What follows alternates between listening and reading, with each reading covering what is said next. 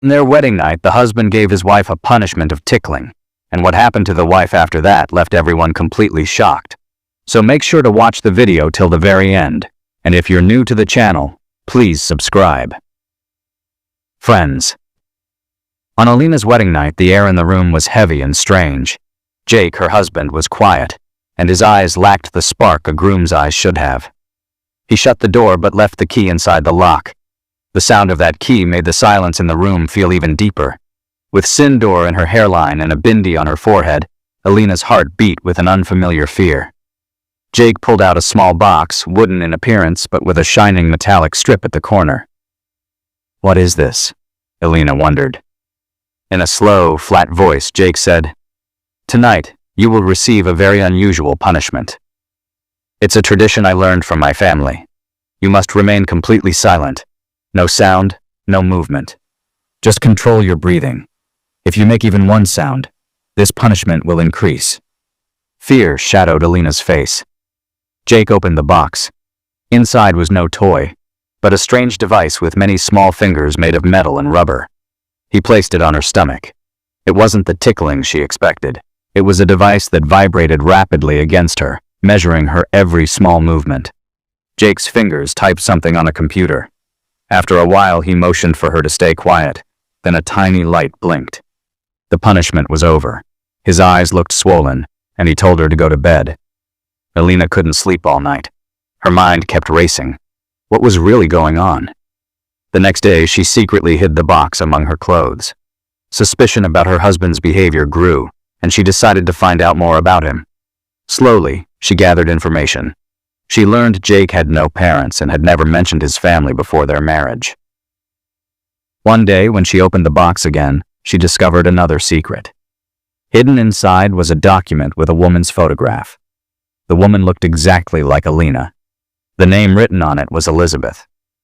When Alina asked Jake who she was, he gave no answer. He only shook his head and said, "She's a ghost." That reply disturbed her deeply. She began digging for information about Elizabeth, and uncovered a strange truth. Elizabeth was actually Jake's first wife, who had died in an accident. Alina was shaken. She felt betrayed. But as she investigated further, she learned even more. Elizabeth had been a scientist working on a mysterious disease. She had developed a medicine capable of curing people with a rare genetic trait. But she had died before completing it. Another shocking discovery followed. Alina's own parents had died from the same disease, and they too were scientists. Everything was connected. Alina realized Elizabeth's death hadn't been an accident. It was murder. And she herself carried the same rare gene, making her a target. When Alina confronted Jake, she asked, "Who are you really?" Jake replied, "I'm not Jake. My name is Ryan. I'm an investigator, searching for the people behind my father's murder." "And Elizabeth?" Alina asked. Ryan answered, "Elizabeth was my sister. She was also a scientist. She was killed by the same people. They want to create a drug that can kill instead of heal. I married you only to protect you. That punishment device was actually a surveillance tool to detect whether you were a target." At that very moment, there was a loud knock on the door. It wasn't locked, and several men barged in with guns. They pointed their weapons at Ryan. These were the very men who had killed Ryan's father and sister. They captured Alina and Ryan and dragged them to their hideout. There, an old man revealed their true power. They had developed a machine capable of controlling people's minds, turning humans into slaves. Alina and Ryan were trapped. They knew if they didn't escape, they too would be enslaved.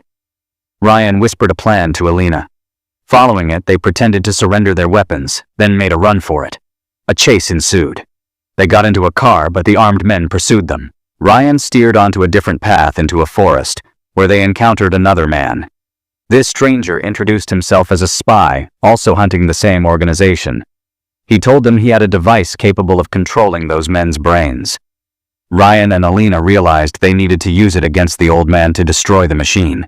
They executed their plan successfully, trapping the old man and destroying the device.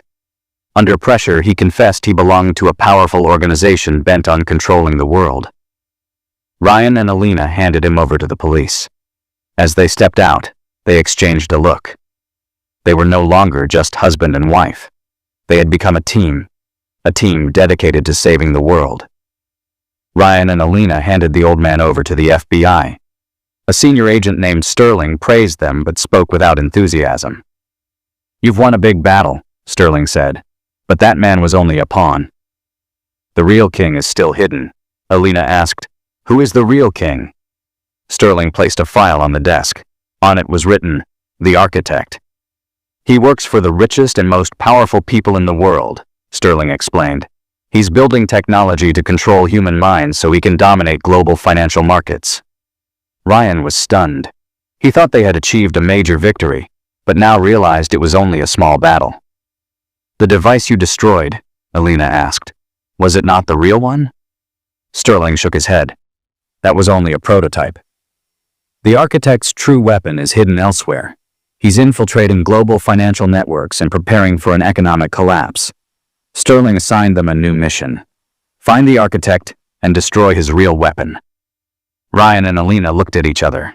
Their journey was far from over. In fact, it had only just begun. They knew this mission was even more dangerous. The next day, they boarded a plane. Their destination, London. This mission was not only about saving the world, it was also about protecting their families. They knew failure would put their loved ones at risk, and so they moved forward with caution. And with that, this video comes to an end. If you enjoyed it, please like the video and subscribe to the channel. Thank you.